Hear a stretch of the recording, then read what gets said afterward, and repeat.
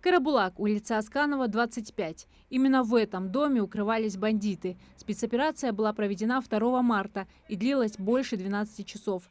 Преступники были ликвидированы в этой квартире на 4-м этаже, куда они ворвались, несмотря на то, что в помещении было 4 детей. Висангерей Мурзабеков – брат хозяина этой квартиры. Сегодня он пришел на место событий обсудить все важные вопросы с комиссией. Семья была, жена и 4 детей были. А брат был у матери. Успели, как так сказать, эвакуировать в процессе боевых, как сказать, в процессе боевых этих действий.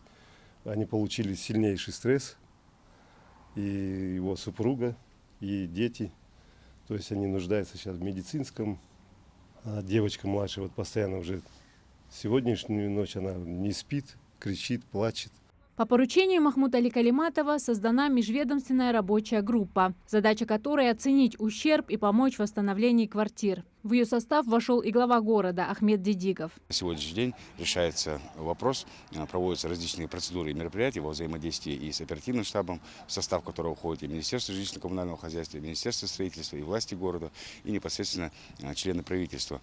Решается вопрос о проведении процедур по капитальному ремонту данного многоквартирного домовладения. Ближайшие работы эти будут проведены. В домовладении у нас расположено 32 квартиры, из них 6 квартир у нас нуждаются в капитальном ремонте, остальные 10 это квартиры 2-го подъезда нуждаются в косметическом ремонте. Вся необходимая юридическая помощь и консультативная помощь на сегодняшний день нами оказывается, и данную ситуацию лично под контролем держит глава республики, которому периодически мы докладываем о проведении различных процедур, связанных с восстановлением данного домовладения. Напомню, что ранее глава региона лично побывал на месте проведения КТО в Карабулаке. Махмуд Али Калиматов осмотрел многоквартирный дом и дал поручение в короткие сроки помочь пострадавшим жителям. При разрешении у нас есть фонд развития республики, и деньгами мы определим, сколько это нужно.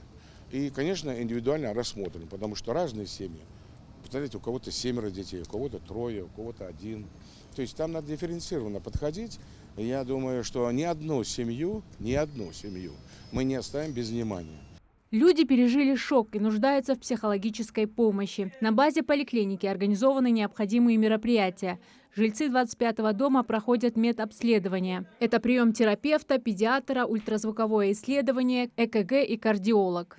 Боли в области сердца беспокоят? Да. Какие они по характеру? Давящие, сжимающие, колющие?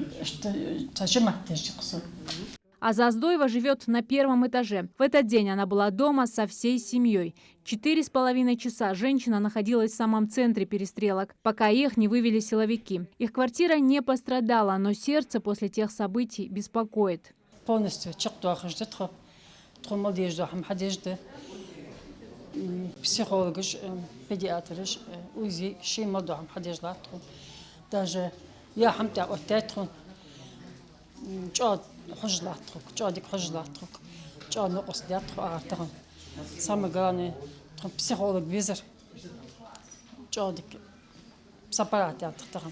Проверить, как организована медицинская и психологическая помощь пострадавшим, приехала исполняющая обязанности министра здравоохранения Зарема Анташкиева. Она пообщалась с жильцами 25-го дома и медперсоналом. Если они будут нуждаться в госпитализации, их госпитализируют. Кроме этого, мы будем оказывать помощь тем, если есть среди них нетранспортабельных. Это будет адресное посещение этих больных. И если нужно будет, мы им будем выдавать льготные лекарственные препараты. Самым востребованным для пострадавших оказался психолог.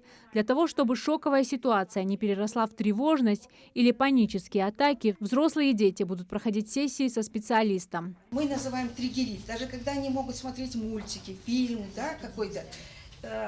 Если они даже будут слышать какие-то салюты, отголоски, если будут какие-то потом воспоминания, они могут привести к травме. Жители 25-го дома надеются в скором времени вернуться в свои квартиры, а власти обещают решить эти вопросы как можно скорее. Зарема Ивлоева, Али Зязиков, Магаз 24.